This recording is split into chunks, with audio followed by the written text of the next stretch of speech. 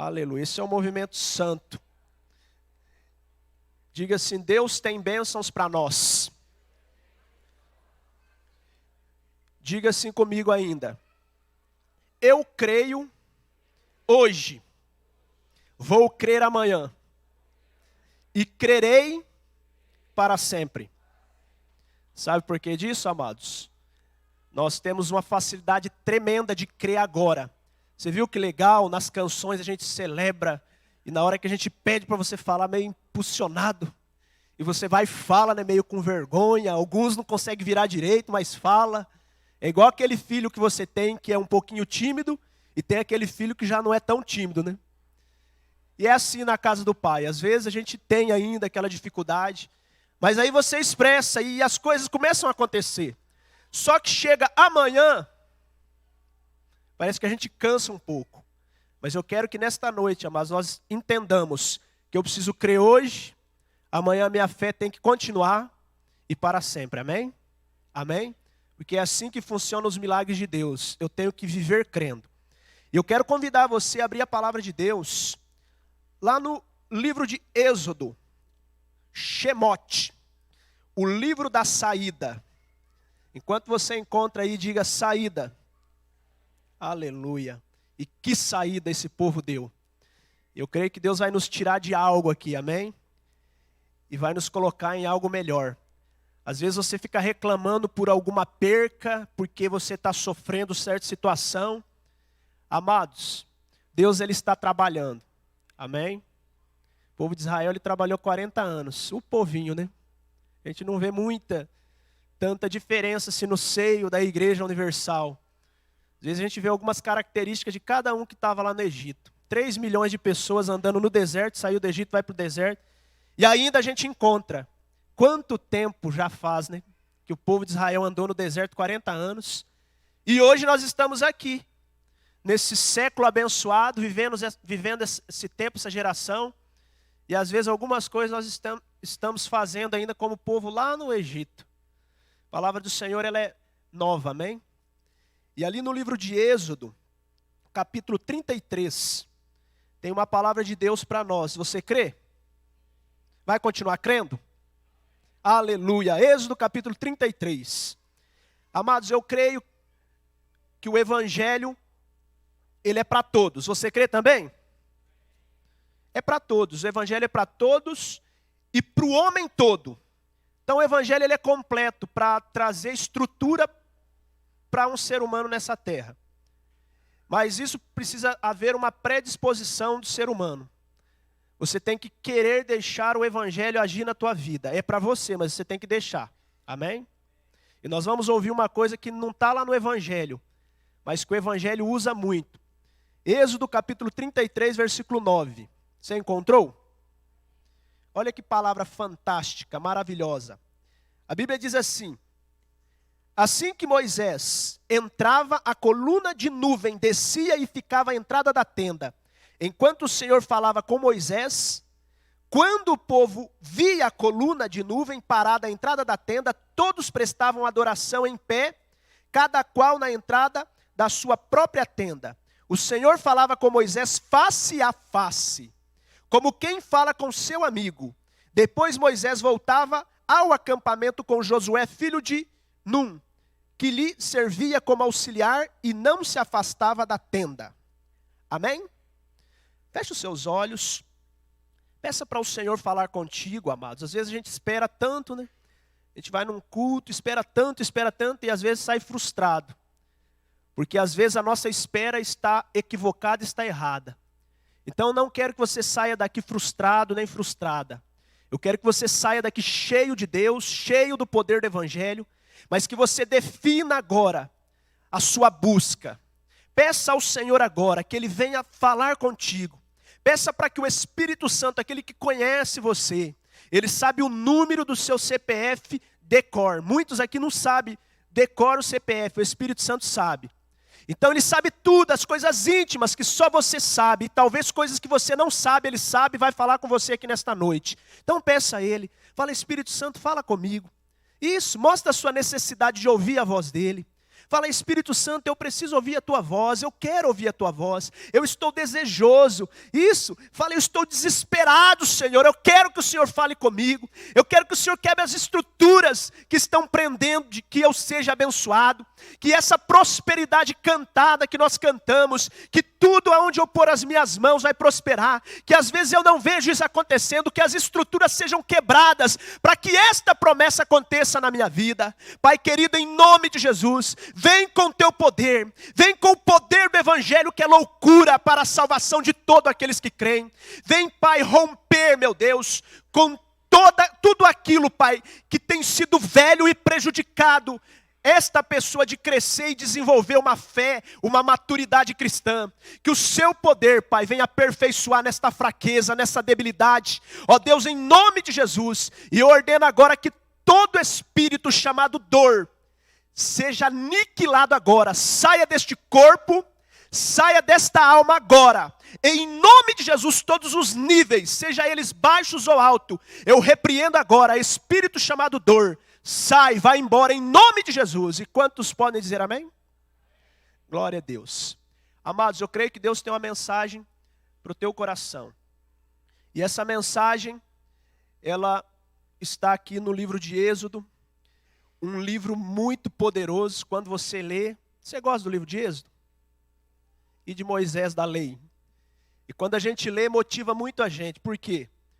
Moisés, ele era um homem, um ser humano, cheio de falhas. Moisés tinha tudo para dar errado. Você já pensou nisso?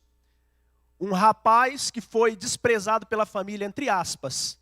Porque no tempo de Moisés, o tempo que ele nasce, havia uma lei no Egito, e o povo de Israel estava no Egito nesse tempo, levado até mesmo por José, que era um filho de Jacó, e eles estavam lá, sendo escravizados, e de repente, no tempo que Moisés iria nascer, a mãe dele estava grávida, tinha um decreto que não poderia viver o homem, nascer podia, porque nascida eles viam o sexo feminino pode viver.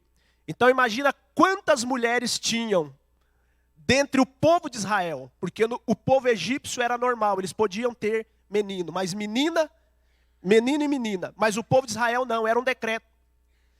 E quando esse decreto ele foi lançado, Joquebede, que era a mãe de Moisés, ela fica grávida, e quando ele vai nascer, e as parteiras descobrem um menino. Mas Deus tem os seus planos. Um dia, até acho que o irmão Luiz estava falando, que sempre a gente tem umas histórias assim, né, de quase morrer, que aconteceu talvez na infância. Porque Deus, amados, Ele tem um plano tão grande na nossa vida, que o inimigo ele vai tentar de todas as formas tirar a tua vida, acabar com a sua vida, antes que se cumpra. Mas como a gente cantou essa canção aqui, não importa, vai se cumprir, amém? Vai se cumprir, porque o Senhor tem um chamado e tem um plano específico para a sua vida. E Moisés, quando nasce, é menino. Aí o que acontece? As parteiras ficaram meio ali com dó, mas era o plano de Deus. Só que o inimigo, ele não sabia que Deus tinha planos maiores. Colocando um menino dentro do rio Nilo, em um cestinho, o que ia acontecer? Ia morrer. Primeiro, o diabo já tinha decretado, vou matar ele na hora do nascimento, porque menino vai morrer. Aí o diabo não conseguiu matar, porque ele sempre chega atrasado e Deus chega na hora. Deus nunca chega atrasado, né? O diabo sempre chega atrasado. E de repente, quando o diabo falou, não, dessa aí foi fácil para ele escapar, né? Mas eu pego ele no rio. E aí o que aconteceu? Aquele rio, não sei como que estava, não conseguiu matar. E Moisés, ali, bebezinho, talvez chorando, sem o colo da mãe, sem o colo do pai, às vezes a gente vê, né? O bebezinho tão novinho, já sente a falta da mãe, né? Vai para o colo, às vezes, de alguém, já começa a chorar, volta. Eu lembro esses dias aqui, um bebezinho estava chorando, quando o pai pegou, parou na hora. Imagina Moisés, num rio, ali naquele barquinho, não sabendo de quase nada, mas Deus sabia, amém? O plano de Deus estava sobre a vida daquele menino, daquela criança, daquele bebê. E quando Satanás achou que ia matar ele lá no rio, não conseguiu. E falou, não, mas eu mato ele lá no reinado. E quem que pega ele? Uma princesa, diga comigo, princesa. Deus faz cada uma, né, amados? Pegou aquele bebê que iria morrer no parto, ou depois do parto, iria morrer no rio. Agora coloca ele para uma princesa cuidar. E sabe o que acontece ainda? Satanás falou, vou matar ele lá na mão dessa princesa, porque eles são sanguinários mesmo, eles gostam de matar, e eu vou causar alguma coisa para matar esse bebê, porque ele não pode crescer, porque ele vai me dar prejuízo. Porque o diabo sabe, amados, ele não prevê o futuro, mas ele sabe. Amém? Que você vai ser muito usado por Deus, que Deus vai prosperar muito a sua vida, ele não gosta de prosperidade do povo dele, e ele vai tentar de todas as formas. E quando Moisés chega ali, que não era Moisés, ainda estou falando Moisés para você situar, mas Moisés foi dado, é um nome egípcio, foi dado pela princesa, porque ele foi tirado das águas. E aquela princesa gostou demais, apaixonou por aquele bebê. E ela pega aquele bebê para cuidar, e fala, é meu filho. E de repente, quando Satanás achou que aquela mulher ia matar, já mudou a conversa. E ela ainda procura uma babá. Sabe qual foi a babá que ela escolheu? A mãe de quem? Do Moisés, do bebê. Esse Deus é maravilhoso ou não é? Deus, amados, faz tantas coisas que às vezes a gente nem percebe. Mas Ele sempre está trabalhando. E Moisés cresce 40 anos só no bom e do melhor. A Bíblia diz que Estevão, Atos capítulo 7, até o pastor havia dito, ali é uma síntese do Antigo Testamento, o homem que conhecia a Bíblia. Ele foi ministrar para os fariseus, saduceus, e ali ele discorreu todo o Antigo Testamento, sem pegar a Bíblia assim, foi discorrendo. E ele fala uma coisa muito importante, que Moisés foi educado em toda a ciência do Egito. Ou seja, Moisés, ele se tornou um cientista. Diga comigo, cientista. E vocês sabem, amados, naquele tempo, o Egito, ele era a nação mais poderosa da terra. Vocês lembram no tempo de José? José, um homem de Deus, um jovem de Deus. Agora um homem de Deus, no que eu estou falando, ele transformou o Egito na maior nação daquele tempo. E quando Moisés estava sendo criado, tudo é por Deus. Moisés foi criado em toda a ciência do Egito. Ele recebeu tudo do bom e do melhor. Deus permitiu que ele saísse da família dele, do seio da família dele, para ser criado e forjado lá na casa de Faraó. Tem gente que pensa que isso é ruim, né? Que nada. Deus estava preparando Moisés, amém? Porque Moisés tinha uma obra muito grande para fazer. E de repente, 40 anos, que agora eu quero falar para vocês das 3 fases de Moisés. Moisés teve 3 fases de 40 anos cada. Moisés viveu 120 anos. E com 120 anos ele ainda lia a Bíblia da letra de adolescente. Você consegue ler, Marli? O irmão estava falando hoje, eu tenho que comprar um óculos, tenho que ir atrás do óculos. Porque as vistas vai ficando assim, né? 120 anos, o homem parecia uma águia, enxergando longe. As vistas dele nem se escureceu. Mas a primeira fase de Moisés, ele viveu 40 anos lá dentro do palácio, vivendo como príncipe. Vocês sabem, eu não sei se vocês já ouviram falar, que Moisés ele estava sendo preparado mesmo para ser faraó. Ele iria ser faraó. Porque ele era adotivo, mas ele estava com toda a preparação para ser o futuro faraó.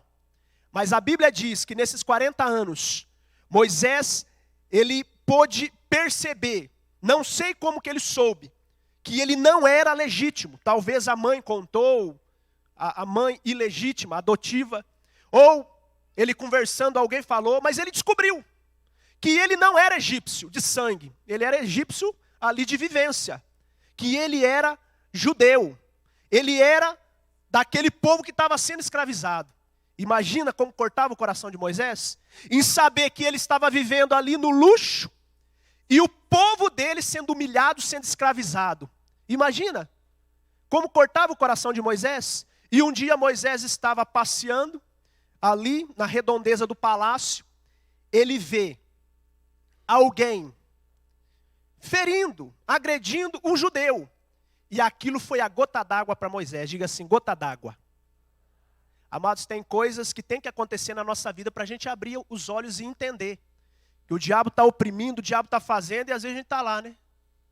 Parecendo uma estátua, parecendo uma múmia faraônica. Não, tem coisas que acontecem para você ver. E Moisés teve que ver um irmão dele, irmão dizendo de tribo, da descendência ali, do povo dele, sendo oprimido para ele abrir o olho que ali não era o lugar dele. E que já tinha chegado o tempo dele. Diga assim, chegou o tempo. E de repente, nessa primeira fase de Moisés, se você quiser abrir a Bíblia comigo lá, no livro de Hebreus capítulo 11, a Bíblia fala por que Moisés feriu aquele homem. A Bíblia diz que Moisés, mas o homem bravo, hein? Imagina. Ele viu aquela briga, saiu em vias de fato com o fulano lá. E sabe o que ele fez com aquele fulano, com aquele egípcio? Que era irmão dele. Porque ele era um egípcio. 40 anos se tornou um egípcio. Mas o sangue dele não era egípcio. E quando ele viu aquela briga entre um judeu e o egípcio, o que ele fez com o egípcio? Quem lembra? Matou o homem, hein? Esse Moisés não era fácil, não. Passou umas faculdades lá do Egito, mas eu acho que essa faculdade aí tinha que ser melhorada. E a Bíblia diz no livro de Hebreus, capítulo 11, versículo 24. Pela fé, Moisés, sendo já grande, recusou ser chamado filho da filha de Faraó. Diga aleluia. Isso é tremendo, amados. Olha só o que Moisés fez. Moisés, ele largou tudo que ele tinha recebido durante 40 anos. Foi como ele falar, eu não quero isso, eu recuso isso. Ele não quis aquilo. E essa vida de Moisés, a gente pode relacionar a nossa vida sem Cristo. Amém? A nossa vida sem Jesus. É uma vida que às vezes até tem um pouquinho de regalia. A maioria é de burdoada mesmo, é quebrado. E de repente você descobre algo que é muito mais poderoso que Moisés descobriu, amém? A Bíblia diz que pela fé ele não quis fazer parte dos egípcios. Pela fé, amados, é isso que acontece quando o evangelho entra na tua vida. Você descobre que Jesus é maravilhoso demais para ser trocado pelas coisas do Egito, amém? Pelas panelas de carne, pelas cebolas. Opa, cebola, por isso que eu não como cebola. E você sabe, você entende que Jesus é muito mais, o evangelho é muito mais poderoso do que a fama, do que as coisas que tem lá no mundo. E você começa a ser transformado, assim como Moisés, e aí você até mata alguém. Amém? Aí você tem que matar, alguém tem que morrer nessa história. Só que você não vai matar lá, você vai matar você. Porque Jesus, quando entra na sua vida, você não vive mais, é Ele que vive você e você morre, amém? Porque algo começa a acontecer. A vida no Egito, amados, é uma vida de enganação. É uma vida de fábula e de mágica. Mas a vida com Cristo é uma vida maravilhosa, amém? Moisés, ele viveu 40 anos sendo enganado, participando de tudo aquilo. Claro que tudo não foi jogado fora. É igual o apóstolo Paulo, ele disse, olha, tudo que eu aprendi na religião, tudo que eu aprendi nessas coisas que os homens ensinaram, eu considero como esterco. Esterco serve para alguma coisa, amém? Sabe para que serve esterco? Para você adubar para crescer mais, amém? O apóstolo Paulo não jogou tudo. Moisés não jogou tudo. Mas o que tem no mundo, amados, o que tem no Egito, a maioria é só esterco, amém? Só serve para alguma base, nada mais. Porque o que vai crescer não é lá do mundo, é a partir de agora, amém? Moisés, durante 40 anos, ele viveu lá dentro do Egito, na cúpula. A Bíblia diz no versículo 26, 11 e 26, tendo por maiores riquezas o vitupério de Cristo do que os tesouros do Egito, porque tinha em vista a recompensa. Olha só o que aos Hebreus fala. O vitupério de Cristo. Moisés estava vendo Cristo lá. Vocês sabem que um dia Moisés, ele sendo usado por Deus, ele profetizou que viria um profeta maior do que ele. Amém? Moisés já estava vendo alguma coisa que nós não estávamos vendo. A Bíblia diz que Moisés, ele abandonou tudo, porque ele estava vendo algo maior, amém? Tem coisas na tua vida que você tem que deixar. Isso aí até no mundo corporativo, quando você fala de crescimento, quando você fala de desenvolvimento na sua vida empresarial, na sua vida profissional, nos estudos, você vai ter que abandonar algumas coisas se você quer atingir um grau maior. Se você quer subir um pouco mais, você vai ter que abandonar algumas coisas, por exemplo, a preguiça, a mentira, amém? Você vai ter que ir deixando algumas coisas para trás. E no evangelho não é diferente. Você vai ter que ir deixando, porque algo vai vir melhor, amém? Recompensas maiores. Para de ficar medindo. Às vezes a gente fica puxando o dia inteiro Deus para baixo, né? Eu quero